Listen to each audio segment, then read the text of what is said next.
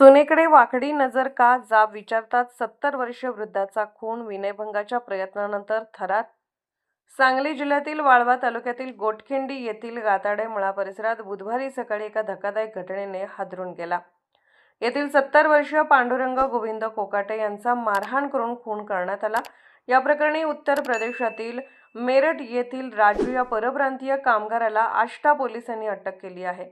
पोलिसांनी दिलेल्या माहितीनुसार पांडुरंग कोकाटे यांच्या शेतालगत असलेल्या शेतात राजू हा मजूर म्हणून काम करत होता. बुधवारी सकाळी पांडुरंग कोकाटे याच्या सुनबाई गोठ्यात जनावरांचे शेण काढत असताना आरोपी राजू तिच्याकडे धावत गेला आणि तिचा विनयभंग करण्याचा प्रयत्न केला.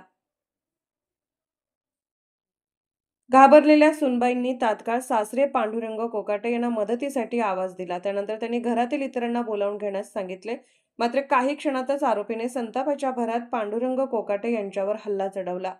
प्रत्यक्षदर्शींच्या माहितीनुसार आरोपीने कोकाटे यांच्या छातीवर बसून हाताने आणि काठीने बेदम मारहाण केली. डोक्यावर, हातावर आणि शरीराच्या विविध भागांवर जोरदार वार करण्यात आले.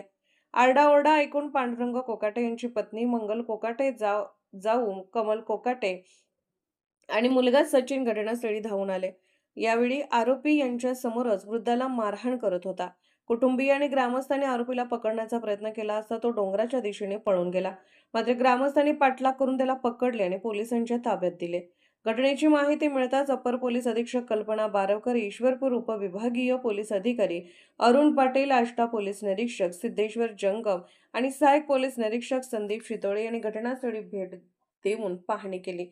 या प्रकरणी मंगल पांडुरंग कोकाटे यांनी आष्टा पोलीस ठाण्यात फिर्याद दिली असून आरोपी विरोधात खुनाचा गुन्हा दाखल करण्यात आला आहे. पुढील तपास पोलीस निरीक्षक सिद्धेश्वर जंगम करीत आहेत.